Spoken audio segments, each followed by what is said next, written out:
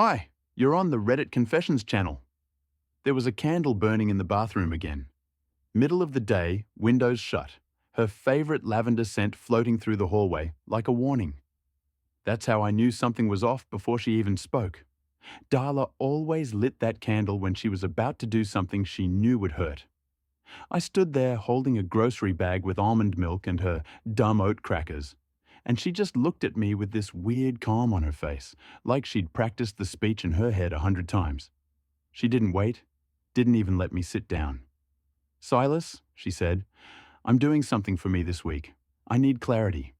So, I'm initiating a no-contact period for 1 week." I blinked. "Hey, what? No phone calls, no texts, no meals together, no talking unless it's urgent. I need to see if you're. She waved her hand like she was trying to summon a more polite word. "Still someone I want to be with." That sentence broke something in me so quietly, I didn't even flinch. She said it like I was a dusty pair of shoes in the back of a closet. I said, "Are you serious?" Darla smiled. "This is healthy. I need to rediscover myself, reconnect with who I am. I'm not saying you're the problem. I just don't know if you're the solution." She always talks like a Pinterest board during a nervous breakdown. I didn't argue, because deep down I knew arguing with her was like throwing punches into a fog. So I nodded like a good boy, like a man being slowly erased. She packed a small overnight bag. Not a suitcase, just enough to say, "I'm still in control." She left me with silence, a cold coffee cup, and a week to figure out what I had apparently already lost. That night, I didn't sleep. I kept replaying everything. Our wedding in that ugly garden she liked.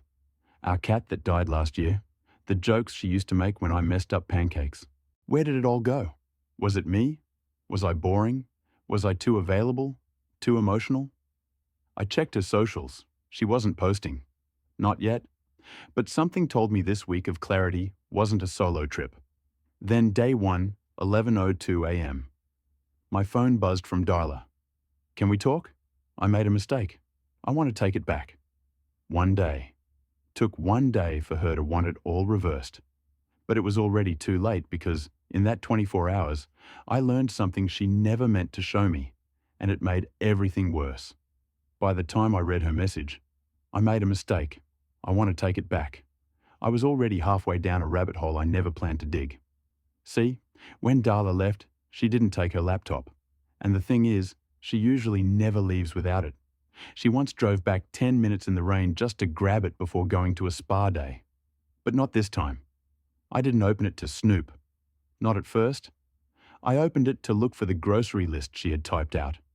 But the screen came up unlocked. No password prompt, just a welcome map. And maybe that's what she wanted. Maybe she hoped I'd look. The first thing I saw was a messenger window. Her conversation with someone saved under the name Olive. Except Olive sent selfies, shirtless selfies, and voice notes. Male voice notes. The messages weren't romantic, not directly, but they dripped with familiarity. Inside jokes, private complaints, late-night timestamps. One line read, "This week will show me everything if he doesn't change." Well, I already have clarity. I sat there frozen, not from rage, not even jealousy, just shame, like I'd been kept outside while they wrote my script for me. She said she needed space to find herself, but what she really meant was she needed to test me while someone else stood by waiting to score. I didn't respond to her message right away. I just sat on the couch, her candle still faintly burning upstairs, and let the silence she wanted surround me. But this time, I was the one choosing it. And then, around 4 p.m., she walked back in the house. One day, that's all it took. She didn't even make it 24 hours. She looked at me with these wet, fragile eyes like she wanted me to hug her. Like I was supposed to be relieved she was home. "I overreacted," she said. "It wasn't fair to you. I don't know. I just needed a moment. You understand, right?" I asked her one thing. "Who's Olive?" Her lips parted, but no sound came out. That's when I realized she wasn't sorry for the idea. She was sorry I saw the backup plan. She stood in the doorway, blinking like the question had caught her off guard. "Who's Olive?" I repeated, softer this time, as if saying it quietly would make her answer it honestly.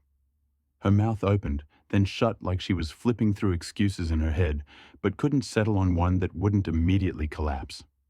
"It's not what you think," she finally said. "I hate that sentence. It's what people say when it's exactly what you think. But they're banking on you being too emotionally exhausted to fight it." "Then tell me what it is," I said. She walked over to the kitchen counter, poured herself water with shaking hands, like she was the one being betrayed. "He's just someone I met in a mindfulness group. It's nothing serious. We talk about spiritual clarity, about our relationships. It's emotional support." I leaned back in the chair and stared at her. "So, he's a stranger giving you relationship advice about me while sending you shirtless selfies and voice notes at 2 a.m.? She flinched. I wasn't yelling. I wasn't even crying. I think that unnerved her more than anything. "You told me you needed space to think, but you didn't tell me you had someone else waiting to fill the gap while I stayed silent like an idiot, hoping you'd come back." She set the glass down hard. Too hard. "You don't understand. I needed a mirror. Someone to show me what I deserve." "Did he show you that before or after you called me a placeholder?" She froze. That was it. The word placeholder. That's what I'd become to her. A temporary situation until something shinier felt more certain. She wasn't crying. She wasn't angry. She was calculating like she was weighing whether it was even worth continuing the lie. Finally, she said it. It was only one message. I regretted it. I laughed bitterly. "Darla, I read the entire thread. There were weeks of messages. You didn't regret it. You regretted getting caught." She turned her back to me. Maybe to hide her face. Maybe to stop herself from saying something worse. "Do you want a divorce?" she asked, her voice barely a whisper. I didn't answer. Not because I didn't have one, but because I knew she didn't want to be the one to say it first. And the scariest part? Neither did I. I stayed in the chair for a long time after she asked if I wanted a divorce. Long enough for the kitchen clock to tick into the next hour. Darla didn't sit. She just stood there, her back to me, arms crossed like she was bracing for a storm, but couldn't tell which direction it was coming from. "You already left," I finally said. "You just didn't take your stuff." She turned her head slightly. "That's not fair, is it?" I asked. "You created distance, gave yourself a break from me, tried out what it felt like to be without me, while keeping the safety net tied around your ankle." She didn't respond. And honestly, silence was becoming her favorite weapon. She used to fill every room with noise, opinions, jokes, complaints, dreams. Now, every pause felt like punishment, like I was supposed to guess what version of her I was dealing with today. I didn't sleep that night, not even a little. I lay awake in the guest room, staring at the cracked ceiling, thinking about how many versions of this woman I'd been in love with. The girl who used to fall asleep on my chest while we watched horror movies. The woman who danced barefoot in the kitchen during thunderstorms. And now the stranger, stone-faced, guarded, and layered in half-truths. By morning, she'd made pancakes. Just like that, as if flipping batter on a pan could flip reality too. "You should eat," she said softly. "You've barely touched food since Monday." I didn't touch the plate. "Did you message him again?" She looked down. "No." "Did he message you?" Pause. "Yes, of course he did. Guys like that don't walk away. They wait. They know the cracks, and they dig their fingers into them." I pushed the plate aside. "I need the truth, Darla. Are you in love with him?" She didn't answer. Instead, she whispered, "I hate that you make me feel guilty for wanting to feel alive." That was the moment it hit me. Her apology yesterday wasn't about what she did to me. It was about the shame she felt for still needing me. And that kind of apology, that's the one that poisons everything. That morning, after the pancake stunt and her half-hearted confessions, I went out for a walk. I didn't say anything. I just grabbed my keys and left.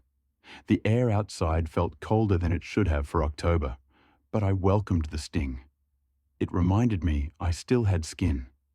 Something Darla seemed to have forgotten. I didn't have a destination. I walked past the coffee shop where we used to spend Sunday mornings, past the bookstore where she once begged me to buy her a $26 hardcover she never even opened. Every step felt like a rewind. Every corner reminded me of a version of us that no longer existed. And the worst part? She seemed fine, like guilt was just another emotion she could rearrange to fit her narrative. When I got back, she was watching TV, some talk show about reclaiming feminine power or whatever. I stood there in the doorway, waiting for her to acknowledge me. She didn't, just muted the volume slightly and said, "You've been gone a while." "Yeah," I said, "needed some clarity." She turned then, eyes scanning me like she was trying to figure out if I was about to cry, scream, or leave. But I had nothing left to show her. I wasn't looking for a fight. I was looking for the truth beneath her performance. I asked, "Did you want me to fail the test? Is that what this was?" Her brows drew together. "What test? This space thing? The week? The silence? Did you hope I'd mess it up so you'd have an excuse to leave?" She didn't answer. She just looked down, rubbed her temple, and sighed like I was the one complicating everything. Then she said, "You're making this harder than it has to be." I let out a bitter laugh.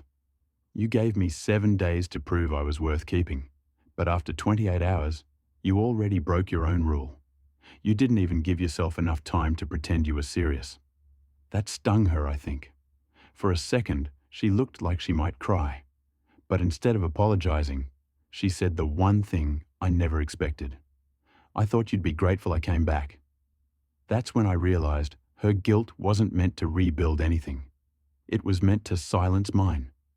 The next morning, she acted like we were starting over, as if everything from the past week had just been a miscommunication. Her betrayal, my breakdown, the ghost of Olive hovering between us. She came into the kitchen wearing my old college sweatshirt, the one she used to steal when she wanted comfort. It felt performative now, like she was trying to rewind us to some nostalgic version of ourselves that didn't exist anymore. "I was thinking," she said, setting a mug of coffee in front of me. "We should take a weekend trip. Just the two of us. No phones. A reset." A reset. You don't press restart on a game you've been secretly playing with someone else. I didn't touch the coffee. "You're trying to fix the wrong thing," I said flatly. "You keep painting over cracks without even looking at what's causing them." She sat down across from me, folding her hands like she was in a therapy session. "Okay, then tell me what you need." I stared at her for a long second. "I need honesty.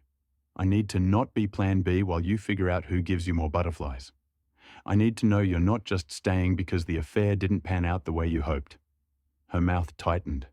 She was quiet again, that same silence she used as a shield. And then she said, "I never wanted him. I wanted to feel wanted." That line, that single selfish sentence, it wasn't an apology. It was a justification dressed in self-pity. I leaned back. "You didn't feel wanted because you stopped letting me close to you. You built walls, then blamed me for standing outside." She blinked, clearly stunned that I wasn't folding like I used to. Then came the tears, big, heavy ones that hit her cheeks fast, and I couldn't tell if they were from guilt, fear, or just the realization that I wasn't playing along anymore. "I made a mistake," she whispered. "I thought you'd just take me back.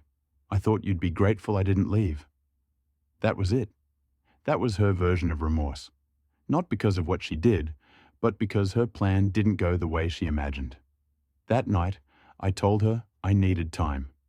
Not the kind she used to punish me with. Silent treatment dressed up as spiritual space. No, I needed real time to breathe, to think, to stop spinning in the chaos she kept pretending was love. I slept in the guest room again. Door shut, phone off. I didn't want to hear her crying in the hallway. I didn't want her sadness to soften me. She had already weaponized enough feelings. I wasn't giving her mine again. But around 2 a.m., I woke up with this gnawing sense that something wasn't over. You ever get that feeling like your mind is tugging at a thread even while your body's begging you to rest? That was me. So, I got up quietly and went back to her laptop.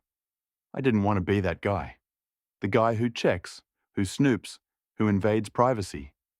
But something deep in my chest whispered, she's still hiding something. Turns out she was in her archived messages, not deleted, just hidden, was a single thread she forgot to clean up. A message from Olive sent the day she asked for space. Not before, not after, that exact day. It said, he agreed. 1 week of no contact. I'm free to see you Friday night. Hotels booked. Can't believe it's finally happening. My hands went cold. I stared at that message, not blinking, not breathing. I thought it was an emotional thing. Maybe some flirtation she regretted. But this was coordinated, planned, deliberate. She didn't just test me. She scheduled my replacement. And then came the next message from 3 hours later. He's been quiet all day. I think he suspects, but honestly, I don't care. I need this. I deserve this. I sat there in the dark, the light from the screen making the rest of the room feel like a movie scene. And in that moment, I wasn't angry. I wasn't even heartbroken. I was humiliated. All this time, I thought I was losing her slowly. Turns out, she'd already left. All that was left now was the cleanup. I closed the laptop slowly, carefully, like I was sealing a coffin. Not because I was afraid she'd wake up and catch me, but because something inside me had just died, and I didn't want to make any noise in its burial. The next morning, I didn't confront her with rage. No yelling, no dramatic accusations. I simply sat across the table, looked her in the eyes and said, "You made a reservation at a hotel while asking me to disappear." She froze, didn't even try to deny it. Her lips parted like she had a script prepared, but for once, she didn't use it. She just nodded, then whispered, "I never thought you'd find it." "I wasn't supposed to," I said. "You wanted me to be quiet long enough to make your guilt feel manageable." She started crying again, but I wasn't moved this time. Her tears felt like a habit, like something she did when the truth felt too sharp. "I'm sorry," she said for the 100th time.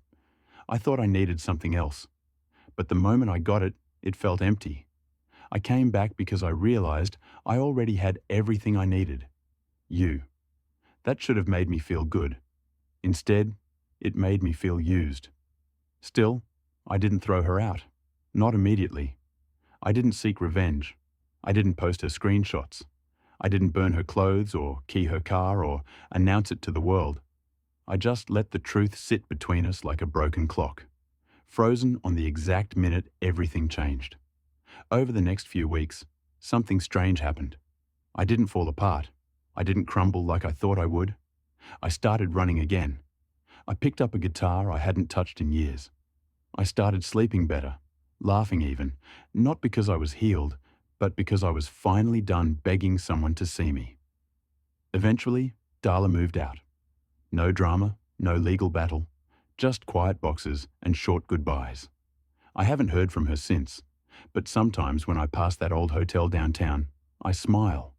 Not out of spite, but because I remember the exact moment I stopped being someone's safety net and started becoming my own anchor. Have you ever realized someone only came back because Plan B fell apart? What would you have done in my shoes? Drop your stories in the comments. We'd love to hear your perspective. And don't forget to like, subscribe, and share your thoughts here on Reddit Confessions, where every story starts with a moment you never saw coming and ends with the strength you didn't know you had.